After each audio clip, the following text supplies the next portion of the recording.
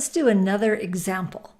So here we have a decimal number 137, and let's do the base 7 expansion. So base 7 expansion. So what we're doing here is we're converting 137 base 10 to something, whatever it is, base 7. All right, and we use the same algorithm no matter what base. Remember that the base is part of the information. So we have x, we have the base, we have the quotient, and we have the remainder.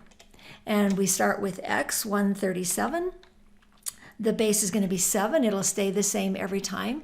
And we're going to compute the quotient. Now, this isn't by 0 and 1. Whenever we're base 2 is super simple. Other bases not quite so simple. So 137 divided by 7 equals 19. And notice it did have a remainder, so we're going to want to compute that. We're going to take the 19 times 7 to find out what that whole portion is. And then we can subtract 137, subtract 133 to see what the remainder is. So the remainder is 4. All right, the next time through the loop, we move the quotient to x.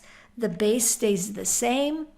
And now we compute what is 19 divided by 7. Well, 7 will go in there twice, right? And that's 14. And 19 minus 14 is 5.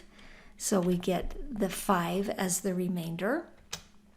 Then we move the quotient to x, 2. Now it's small, but it's still not 0, so we keep going. And the base is b. What's the quotient? If we take 2 and we divide it by 7, it's going to go in there 0 times with a remainder of 2.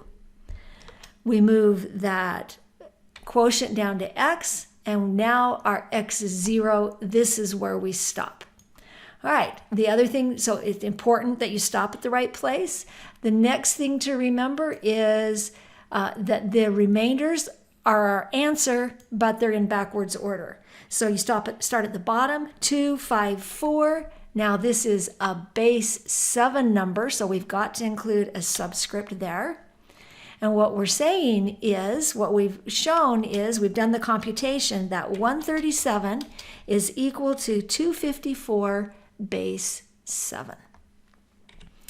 All right, now we do want to verify this, right? Because we could make mistakes, and so it's always a good idea to go down and verify it. So I'm going to put that in the place values for place 7 and just verify that it works, okay? So if I take this number and I put it down here in the place values, remember you've got to get it over far enough, so I'm going to separate them. And then I'm going to move them over until they're lined up so that last digit is in the ones place. And then I can do the decimal expansion, right? I can convert this base 7 back to decimal by taking the digit times the place value. So 2 times 49, which is 98, plus 5 times 7, which is 35, plus 4 times 1, which is 4, and that equals, whip out our calculator, 98 plus 35 plus 4 equals 137. So there, we've double checked that by going back the other way, that this base 7 number is equal to 130 base 10. And that's how we go from decimal to any base.